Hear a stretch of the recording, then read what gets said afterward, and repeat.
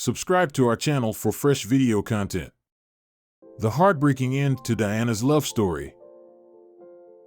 On July 29, 1981, the world awaited a fairy tale. In London, 32-year-old Prince Charles married 20-year-old Diana Spencer. Carriages, royal guards, page boys, and a cake standing 1.5 meters tall, it seemed like the newlyweds were destined to live long and happy lives. 750 million viewers around the world watched the broadcast of the wedding ceremony, immersing themselves in the magical world of kings, queens, princes, and princesses. But later, Lady Diana confessed that it was the worst day of her life. It all started with minor mishaps. The bride accidentally spilled perfume on her luxurious dress.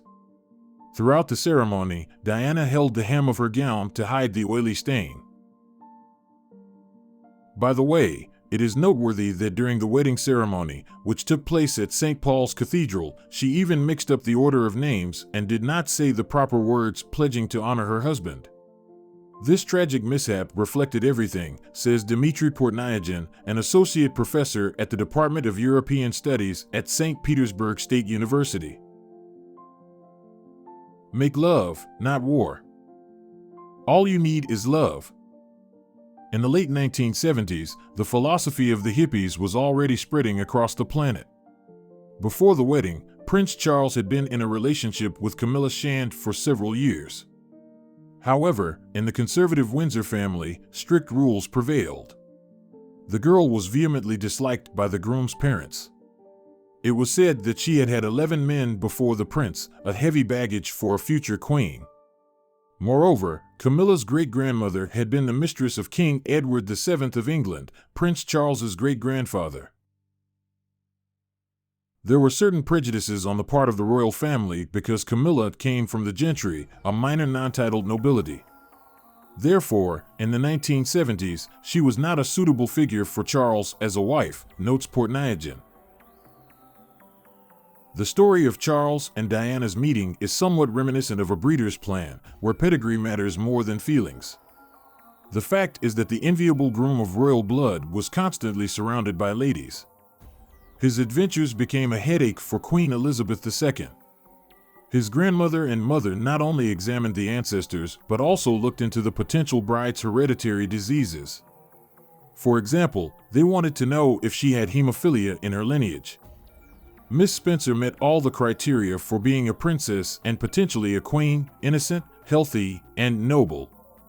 By the way, there were still some family ties between Charles and Diana. She was his 11th cousin. Diana's grandmother had a friendly relationship with the Queen Mother. The Spencer estate was not far from one of the royal estates in Norfolk. It was not difficult to introduce and acquaint them. Obviously, there were no feelings from either side initially, suggests Portnyagan.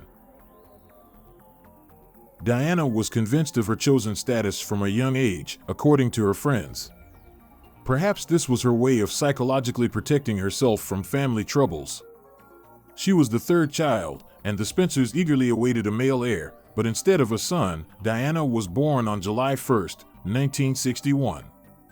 Her sisters and brother had members of the royal family as their godparents, but Diana was deprived of this honor, which undoubtedly hurt the child's self-esteem. Perhaps the idea of her uniqueness was fueled by the books she avidly read: The Unusual Bride, Bride of the King, Castle of Dreams, The Count's Revenge. These romantic novels were written by the famous author Barbara Cartland. Apparently, Diana decided that learning was not necessary for someone with a special mission. It seems she even took pride in not excelling in academics. She did not excel in academics. She was good at music and dancing; those were her passions. She struggled in school, although she was not unintelligent. However, those things did not interest her. She considered herself scattered, in her own words. Of course, the 13-year age difference also had a significant impact on their relationship.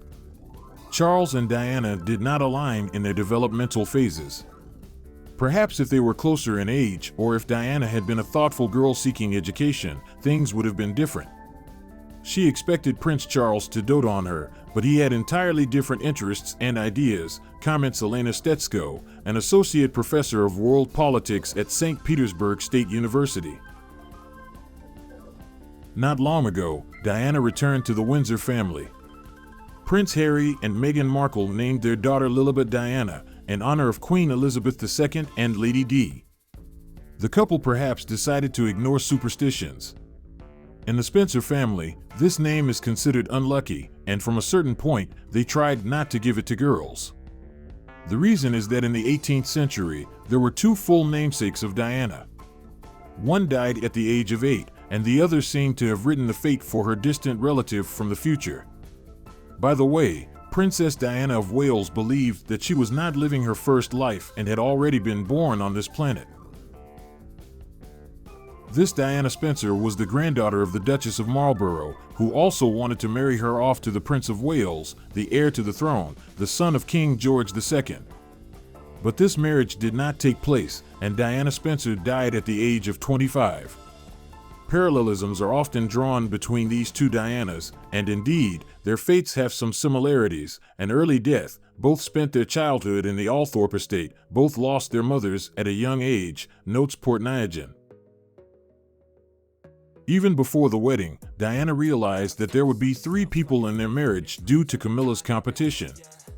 Miss Spencer even wanted to call off the engagement. But her relatives explained to the inexperienced girl that it was absolutely forbidden. After all, there was no turning back. Her face was already featured on souvenirs released for the wedding.